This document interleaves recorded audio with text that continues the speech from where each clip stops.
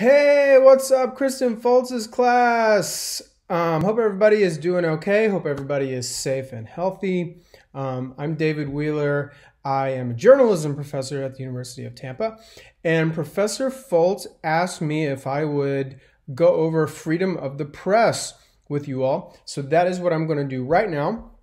We're going to talk about freedom of the press, and in this little video, we'll have an overview of the concept of freedom of the press. We'll talk about some history of freedom of the press, some key concepts, and some case law.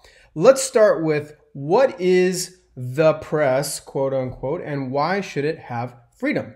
Well, the press comes from the term the printing press, which was the publishing technology of the time when the phrase the press came into usage. So it is a technology. It is talking about the printing press. But are we only talking about a physical newspaper?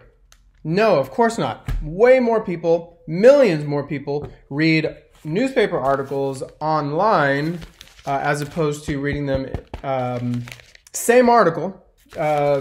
This article from the Wall Street Journal today, millions more people will read it online than they will in this physical paper. But anyway, the printing press means journalism. That is what it means. If you see an old movie where somebody's wearing a fedora and then they have a little card in the side of the fedora that says press, you might see that. But it just means journalists. It just means the journalism that's being produced.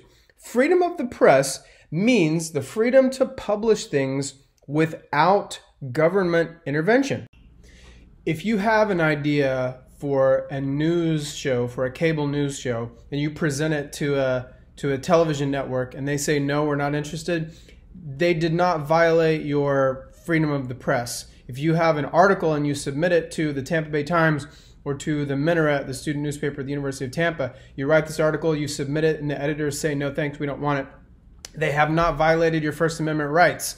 If your company, if your private employer that you work for says you're not allowed to write articles, as long as you're one of our employees, you're not allowed to write articles that criticize our company. Again, they have not violated your First Amendment rights. It's the government that does not have a right to censor you. Your spouse, your parents, your employer, if it's a private employer, a lot of people can censor you, and they have every right to do it if they want. It's the government that doesn't have the right to tell you you can't print that. Why do we need it? We need it so we can hold powerful people and institutions accountable. Lord Acton is a guy who we remember because of, well, he had lots of famous quotes, but his most famous quote is absolute power corrupts absolutely, which means, you've probably heard that expression before, it means that people, the more power you give someone, it's not in human nature to just be totally benign and benevolent. The more power we get, the more likely we are to abuse it unless we are held accountable. So the more powerful you are and the more power you seek, if you are throwing yourself in there as a politician, if you're seeking the limelight, if you're trying to get followers and attention on social media or whatever, the more powerful you are and the more power you seek, the more the press needs to scrutinize you and monitor you. Anytime a politician on the left or the right whines and cries about negative press about them or their supporters, they're not understanding a free press. They don't understand what it's for, the purpose of a free press. It shows that they don't get it. They don't understand it. Here's one example. There was a guy named Roy Moore who was running for U.S. Senate in Alabama in the 2018 midterm elections. Turns out that he had, when he was in his 30s, he was hitting on teenage girls, underage girls. And this came out. And the Washington Post, in fact, won a Pulitzer Prize, which is journalism's highest honor. They won a Pulitzer for investigating the fact that he did hit on underage girls in his 30s. So Alabama is an extremely conservative state. They hadn't had a Democratic senator in something like almost 30 years. But unbelievably, Doug Jones, a Democrat, beat Roy Moore for that Senate seat because the Free Press wrote stories uncovering the fact that the Republican candidate Roy Moore hit on underage girls when he was in his 30s. So it was an unbelievable upset. I'll never even forget the moment I was driving to campus and I was listening to the BBC and the reporter said, President Trump has experienced a setback to his policy as Democrat Doug Jones won in a surprise election against Republican Roy Moore. I'll never forget how surprising that was. And it all happened because a free press was allowed to report on the truth of something. The free press, an independent press, is also sometimes called the Fourth Estate. You should just be familiar with that term, the Fourth Estate. It actually comes from medieval times. It's like the clergy was one estate and royalty was another estate. And anyway, the press was the Fourth Estate. You just want to be familiar with that. One huge champion of a free press was a Supreme Court justice named Potter Stewart. And in one of his speeches that he gave, this is one of the best, in my opinion, one of the best defenses of a free press. He says, in setting up the three branches of the federal government, the founders deliberately created an internally competitive system. The primary purpose of the constitutional guarantee of a free press was a similar one, to create a fourth institution outside government as an additional check on the three official branches. So Potter Stewart is saying that not only do we need a system of checks and balances with the three branches of government, we need another institution outside of the government to hold everybody accountable.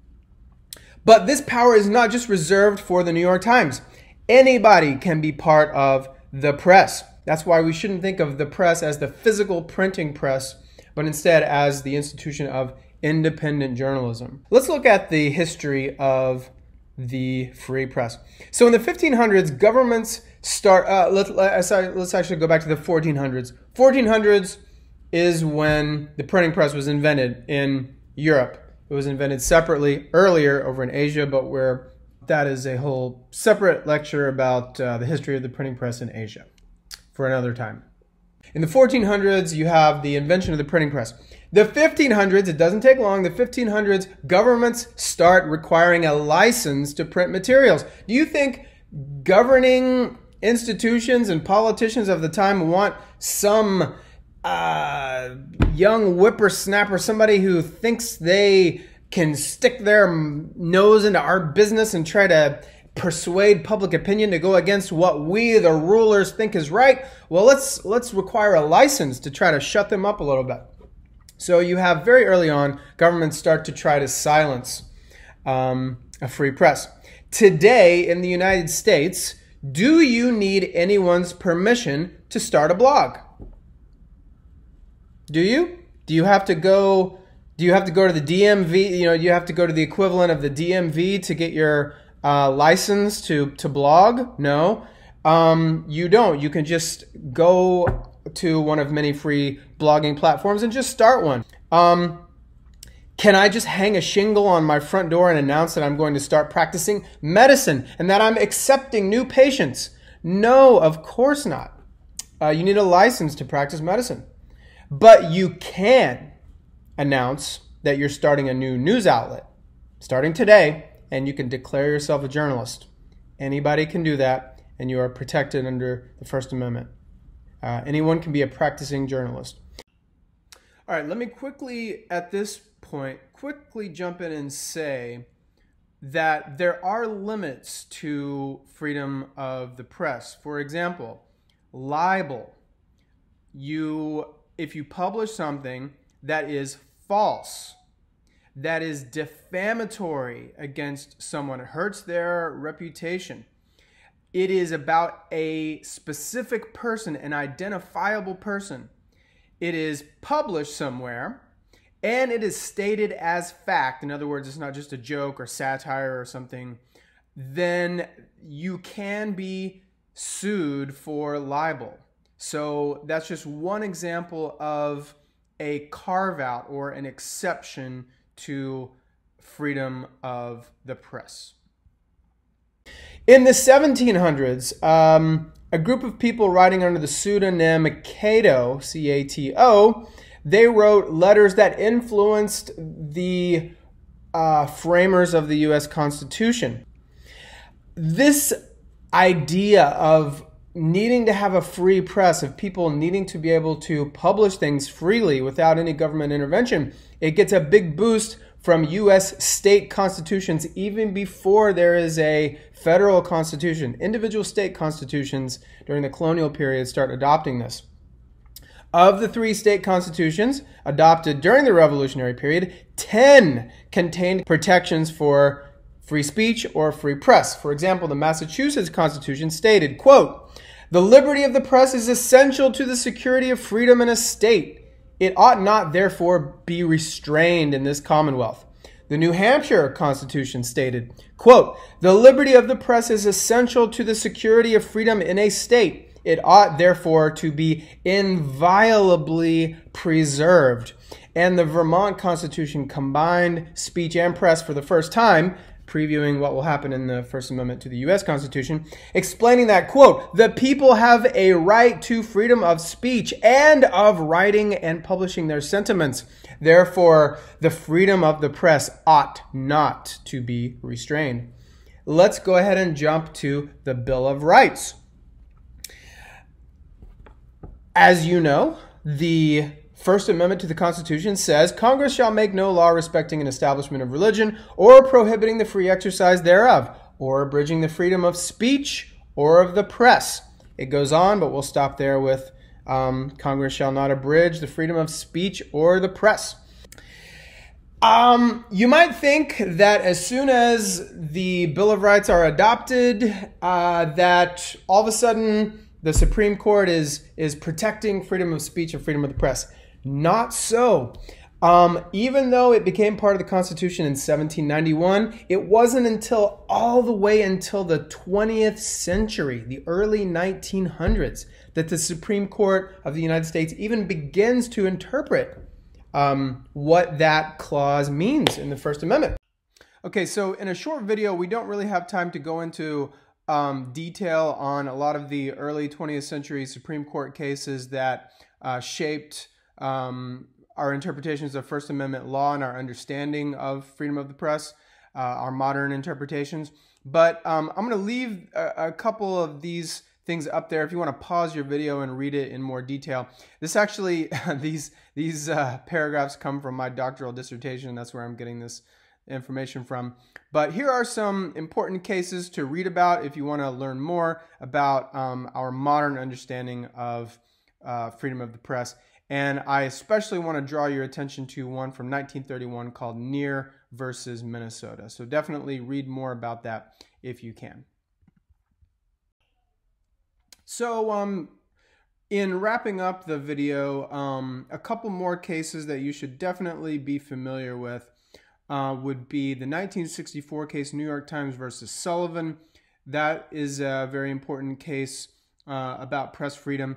And then also the 1971 case, New York Times Company versus United States, also known as the Pentagon Papers case. Look those up and research those. I want to thank Professor Foltz for giving me this opportunity to talk to you about freedom of the press. And I want to leave you with this closing thought. Think about who are some powerful people and institutions that you think need a watchdog to hold them accountable. That really is what the press is for, and that's why we have freedom of the press, is so that we can hold powerful people and institutions accountable. So think about people who have power over you, power over your livelihood, your freedoms, your taxes, all these things. And imagine what it would be like if you weren't allowed to criticize them or question them or investigate them.